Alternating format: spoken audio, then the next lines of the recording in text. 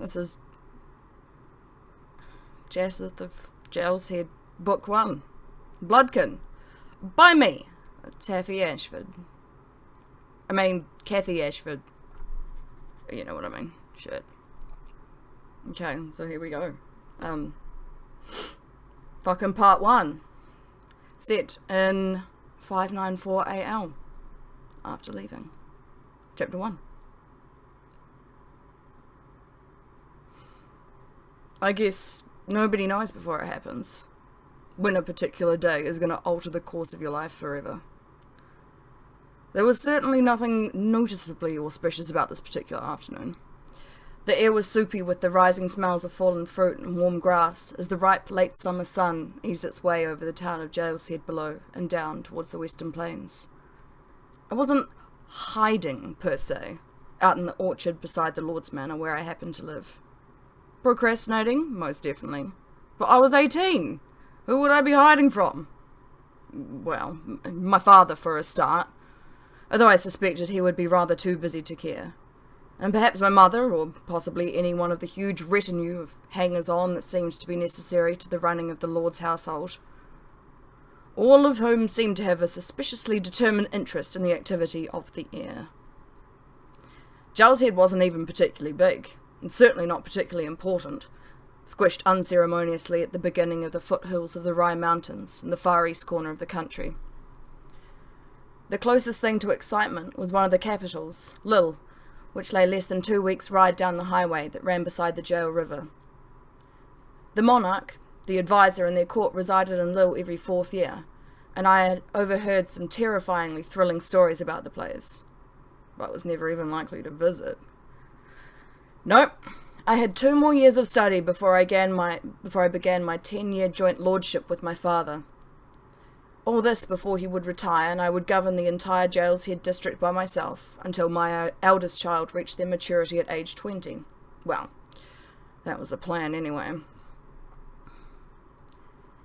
It was this eldest child bit that was rather occupying my mind as I lay on my back in the shade of a pear tree, listening to the racket of bees and cicadas, alert for any moving into my immediate proximity. Apparently, it was almost time to start thinking of marriage, as my father had started hinting at. Custom dictated that I marry a nice girl from the surrounding area who could quickly provide me with heirs. And the earlier I wanted to retire, the thought of years of demanding lordship made me a little panicky. The earlier this chain of events had to be set in motion. The problem was that I didn't even know any nice girls from the surrounding area. I had private tutors, and so had never been to school in the town.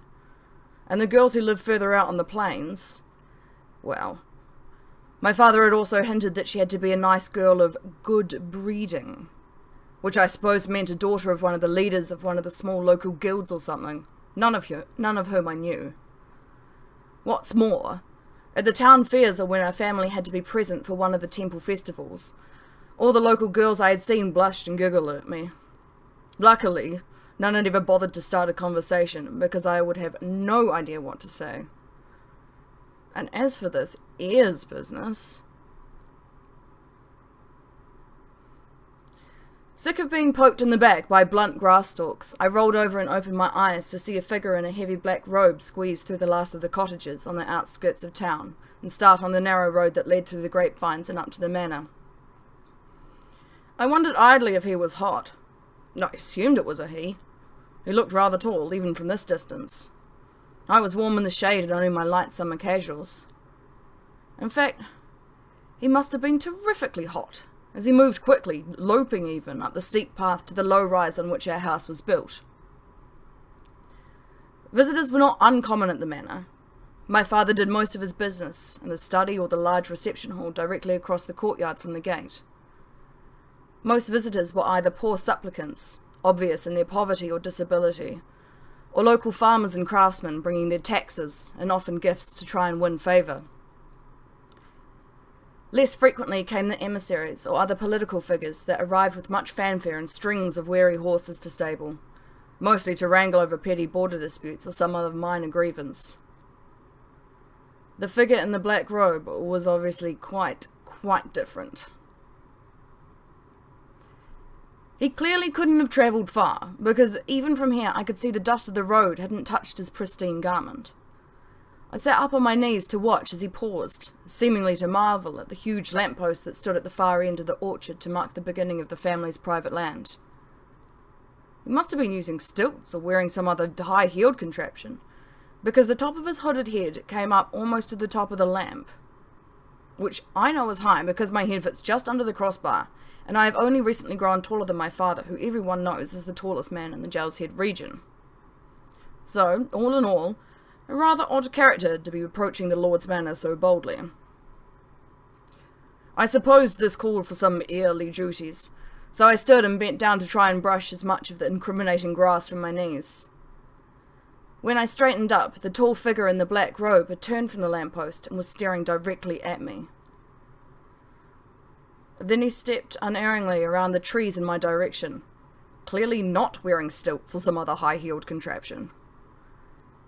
The thought of running away may possibly have crossed my mind, but adults don't run away, especially when they're the lord's heir of the district, even when approached by some sort of giant monster with, I could see his face under the hood now, grey skin, huge red eyes, and a few wisps of colourless hair.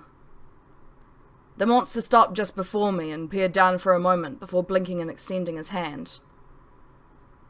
I presume you're Jesseth. Here we go. My name is Kayashletcha Vlashka, though I understand that Neathi is a difficult language for humans to pronounce, so you can call me Charlie, he beamed. Charlie. I realized my eyebrows were so high with disbelief that they were in danger of departing my face altogether. With some effort, I wrestled them back down and shook the big grey hand. I am a mentor of the VO Enclave chapter of the Neathi Guild of Education, he continued, dropping my hand, and I am here to request the honour of training you in the use of your Hyavan, what I believe humans call Neathi magic. I giggled. Actually giggled like a girl, in front of a very large not-human who wanted to teach me about magic. There was clearly something terribly wrong with this Charlie character. But I'm a human. How could I possibly do Neathi magic? Oh, but you know about the Neathi blood? Come on, that's not even... mate, he broke in gently. Nearly every single human alive in this part of the world has a percentage of Neathi blood running through their veins. Sometimes, by coincidences of breeding, that percentage is high enough for humans to have access to their Hyavan. Humans like you. And he smiled, as if bestowing a gift. Bollocks. Charlie looked at me in surprise. I was suddenly grumpy. You've gone wrong, mate. I'm the bloody Lord's heir. I don't have grey skin. I don't have white hair. I don't have red eyes. I was quite tall, but didn't need to mention that. And I certainly can't do bloody magic. The smile fled from his face in disappointment. But they told me you'd be here. And you're definitely him. I can... Charlie hesitated uncertainly, then looked up. Fire. You can make fire. Wow. Didn't expect that. Look, no, those fires had nothing to do with me. They just... happened. I trailed off. The Neathi was grinning down at me happily. And you think fires just magically start? His eyes were wide with feigned innocence. And at that, of course, he had me. Charlie insisted I show him around the grounds before taking him inside to meet my parents. This was decidedly against protocol, but I figured I was old enough to entertain my own guests. And besides, he was Neathi. Surely the rules didn't apply. He suggested that we start south through the orchard, away from the house. When we reached it, I opened the gate for him that led into the forest proper, but he motioned me through first. This is brilliant! He was bent and examining the gate's latch. I've never seen any like this before. He was poking at the spring mechanism that prevented the gate slipping open. I bet the spring mechanism here, poke poke, it stops the gate slipping open. He grinned at me so proudly I realised that this Charlie person couldn't have been much older than me, the way he was prancing about like an excited puppy. Yeah, my father made it. Well, he got the local smith too. He always has these little research and development projects. Charlie narrowed his eyes almost imperceptibly as he studied me for the briefest of seconds. Had there been a trace of bitterness in my voice? Then he shrugged and grinned again. Ah, human innovation. You're a crazy bunch, to be sure, but your ideas... He shook his head a bit ruefully, and he closed the gate with a gurgle of laughter, bounded past me into the forest, shouting over his shoulder. Come on, Jazeth, show me some stuff! We stopped when we reached the Jail River. It was little more than an overgrown stream as it ran through our forest, deep enough in places, but narrow, bubbling over mossy stones. Is it warm? Asked Charlie as he plonked himself down on a rock. Why, feel like a swim? Heh, I do love a good soak, but this would probably be far too cold for me. It was dim in the forest underneath a thick canopy of leaves, of oak and ash and hazel. The sun glittered through in tiny patches as it stretched westward, but the air was still and quiet, save for the occasional trill of songbirds and the bubbling of the river. He smiled at my questioning face. When Yathi feel the cold, he explained. Home, the enclaves where we grow up, is quite deep underground. It's warm all year round, and we've got the best thermal pools, he added with a sigh. Well, that'd explain the heavy robe, I suppose. I'd take you there one day, he went on, and my face lit up. A trip to a Yathi city would be awesome! But I believe humans tend to find it rather uncomfortable down there. Too hot and dark. My expression must have been thoroughly disappointed because he added, Well, we've had thousands of years to adapt. And there are a few smaller Yathi villages that are closer to the surface. They might be better suited to a visit. His smile was apologetic. But wait until we get to Liu. That's where the excitement happens. He jumped up from his rock. Come on. Show me the gardens, then I guess we'd better go talk to your parents. We tramped back towards the house, skirting the orchard until we came to a path lined with cherry trees that led to the rear of the garden. Charlie wanted to know the names of everything and got terribly excited when I mentioned the cherry trees, bounding off to peer into the lower branches. His excitement waned when I explained that they were only of the ornamental variety. Then what's the point? Well, in springtime they have lots of flowers, pink and white. It's quite pretty, I offered lamely. Charlie laughed. That's good enough for me. And he knelt briefly to inspect the gravel that covered the path. At the end of the cherry grove, the path branched evenly around a bed of roses, the flowers looking a little the worse for wear at the end of the summer, but Charlie paused to bend and lift a head of blooms to his nose. Lovely, aren't they? He called, taking the right-hand branch of the fork around the roses, forcing me to hurry to reach him. Catching his enthusiasm, I drew Charlie through a gap in the hedge that was even taller than him and out onto the lawn. It was a chamomile lawn, recently mowed, with 4 ancient yew trees, one at each corner. Charlie took a few steps onto the lawn and sniffed, looking at me questioningly. This isn't grass, is it? He asked, a bit perplexed. I had to laugh at his confusion. No, it's not. It's chamomile. It, smells nice when you walk on it. See? He flashed me a delighted smile and crouched, pressing the lawn with his hand and leaning down to sniff. A fragrant lawn? Brilliant! Charlie pranced over the lawn to the pond that lay beyond, on the far side of the house, and I had to explain how we had diverted a stream from the jail to feed it. We found a bench on the side of the pond, overhung by weeping willows, and he sat down with a happy sigh. What a marvellous place you have here, Jazz. So much beauty, so much life! He gazed back across the lawn at the rather imposing pale stone manor. I sighed. Our house and grounds tended to have this effect on visitors. In fact, most everything about the manor and its grounds was designed to have this effect on people, to impress upon them our status. Yeah, I suppose. It's nice enough in its way. Charlie laughed knowingly. But it's a bit, rural for a young man just as yourself? I nodded. Don't worry, kiddo. There's plenty of excitement where we're going. Anywhere's got to be more exciting than here. With a chuckle, Charlie was up, dragging me round the corner to the potager, lined with hazelnut trees and full of the large raised beds for the vegetables that kept our household fed. I hurried Charlie past, aware that the sun was slipping low on the horizon, and I was suddenly nervous. What on earth would my parents think of this bizarre visitor, and the even more bizarre idea that he wanted to train me in magic? They couldn't possibly stop me, surely. There were laws saying that Niathi bloods had to be trained, weren't there? I struggled to remember classes I had had with my legal tutor, classes that hadn't seemed particularly important at the time. I mean, untrained Niathi bloods were supposed to be dangerous. I could remember enough incidents in recent years, little fires that seemed to occur without reason whenever I had been provoked to anger, or upset by the rules and restrictions placed on me, the sole heir. I had always maintained my innocence when these were blamed on me. I'd never actually lit any of them. But what if Charlie was right? Maybe...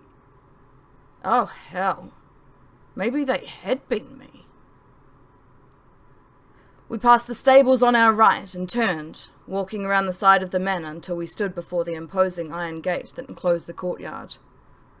Well, here we are, I guess, I muttered, gesturing at the gate. Oof! Charlie let out a huge breath. It's a bit scary, isn't it? I confirmed with a doleful nod. Come on, let me do the talking. I've had training in convincing the parents of Niathi bloods that mentoring is the best possible idea. How hard can it be?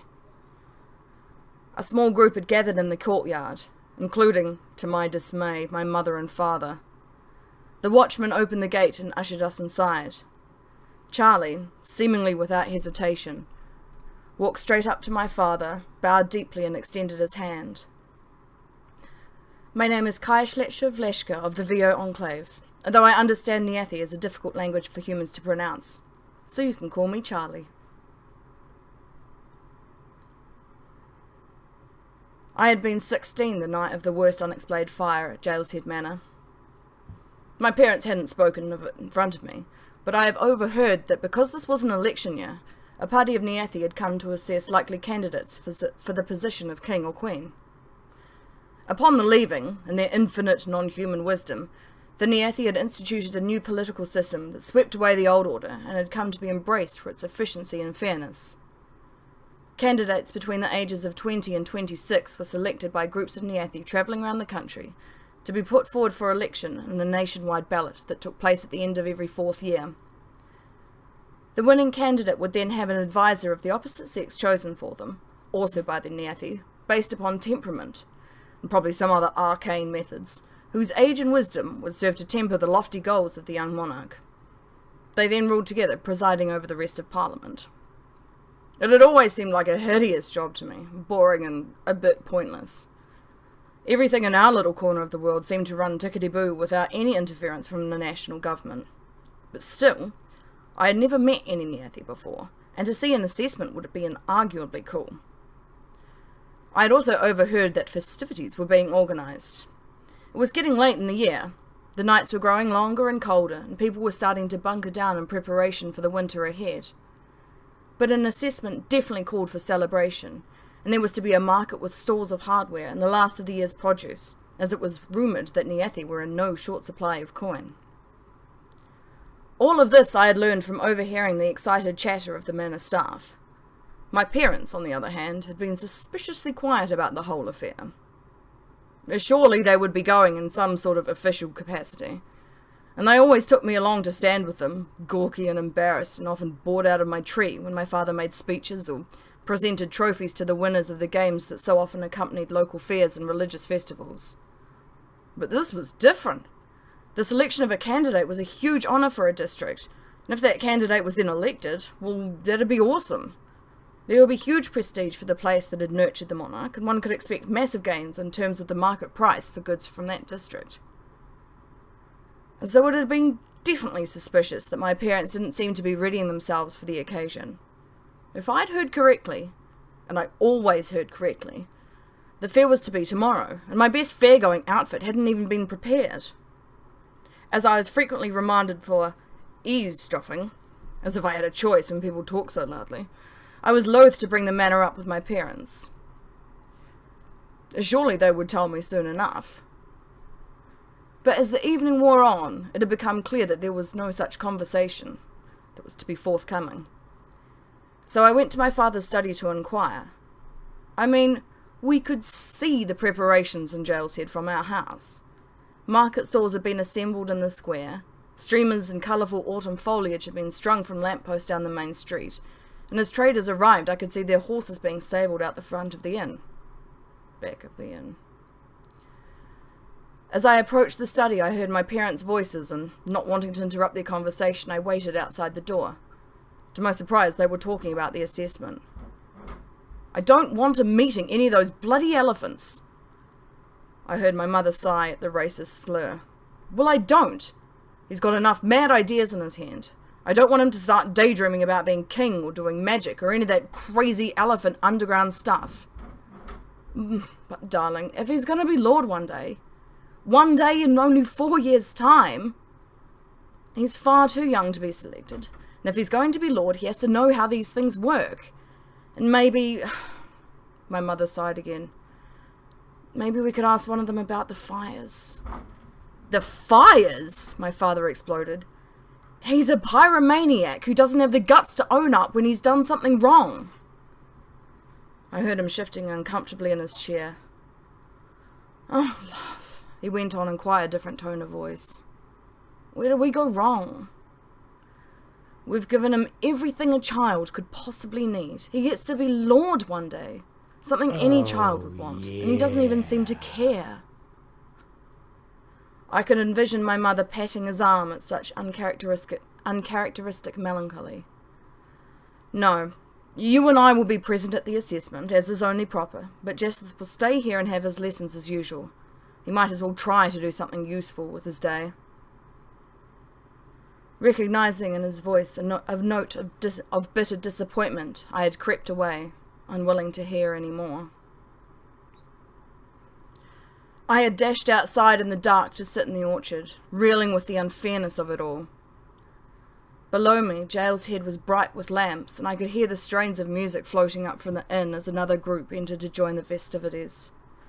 The Niathi party would probably be in there right now, no doubt regaling the locals with wonderful tales, enjoying the music and our excellent local wine, and no doubt smoking the underground moss they were rumoured to enjoy.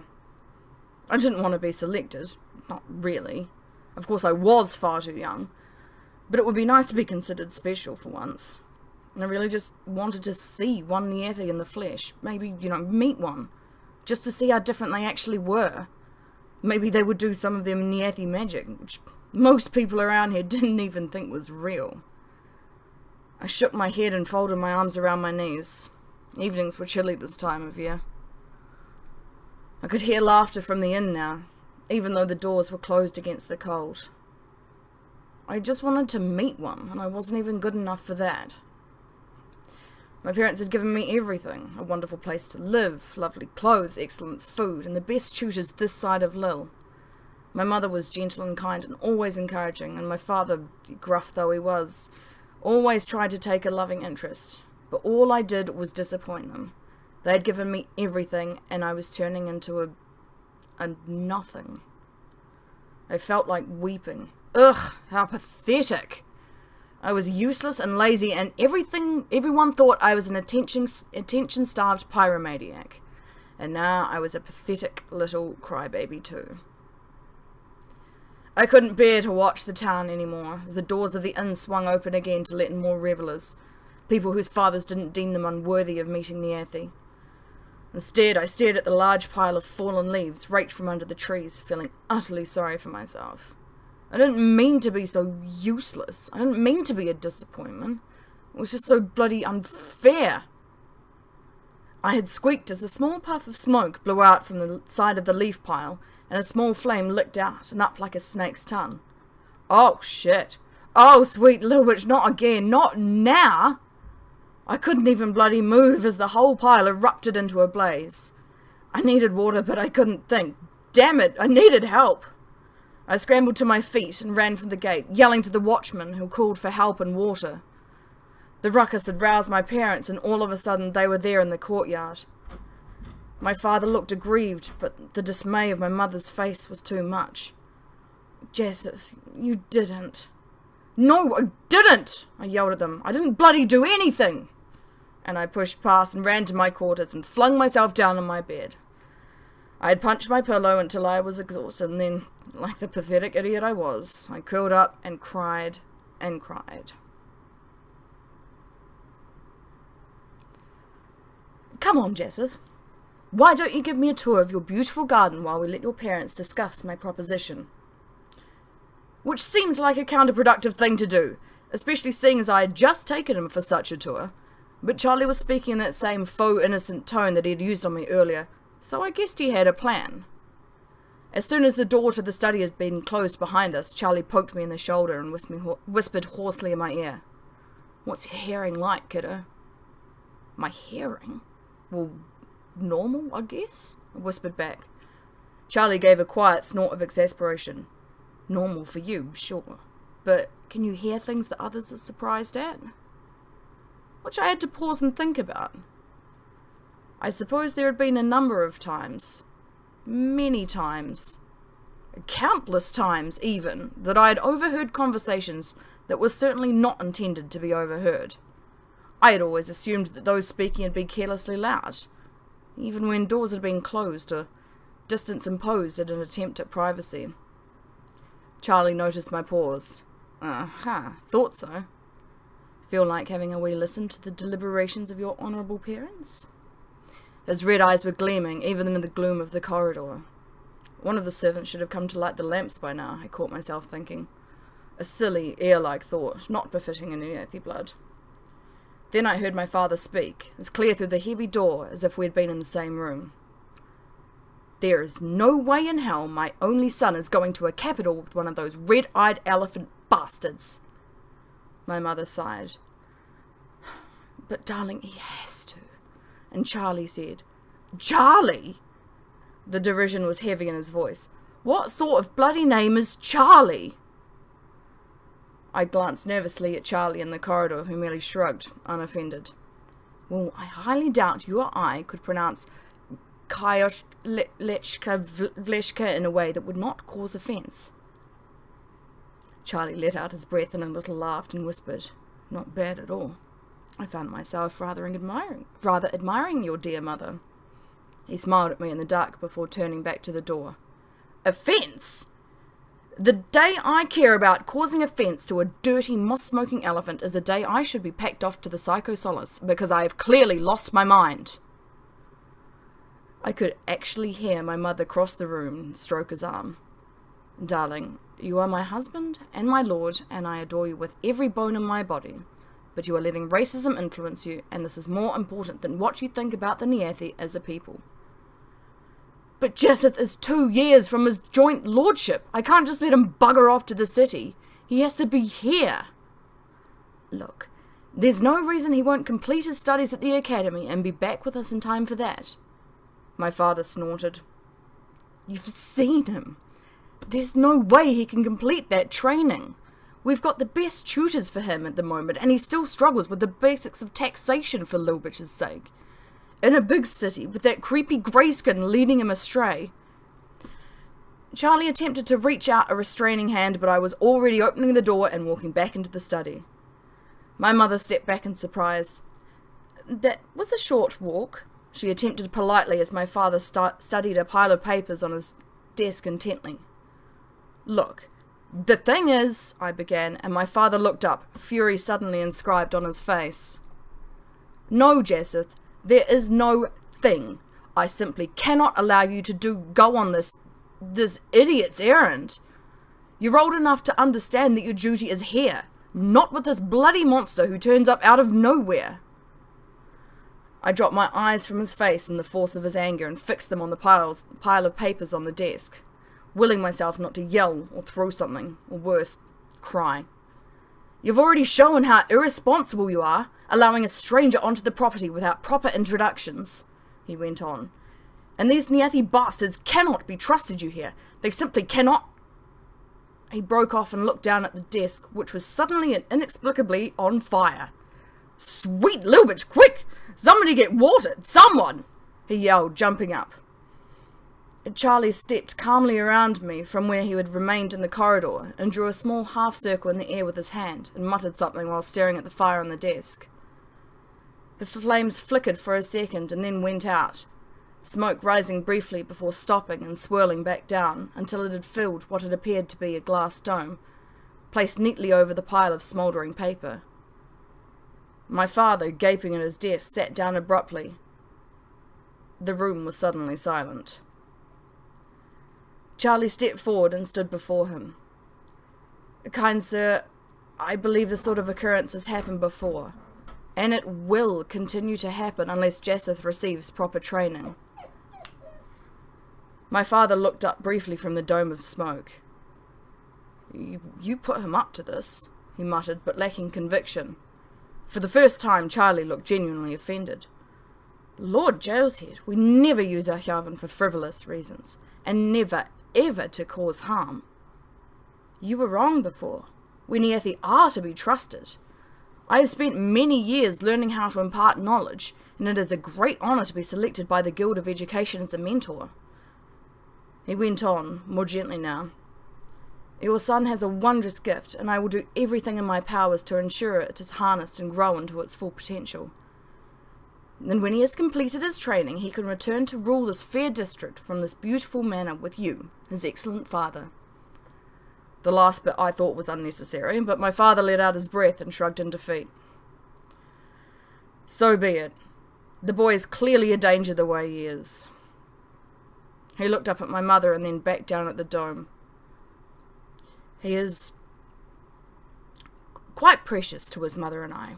Take good care of him. Oh, I will, sir, don't you worry. Charlie beamed and stepped forward to shake my father's hand over the remnants of the fire. The two men gazed at each other for a moment before my father withdrew his hand to point at the dome of smoke, no longer swirling, but still. And what am I supposed to do about this? Charlie grinned again.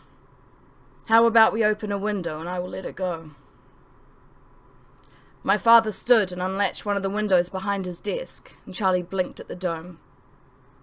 Slowly the smoke rose and was carried by the air out the window, out onto a late summer's day to a sky that was darkening, but still the clearest blue. End of chapter 1! Oh, yeah.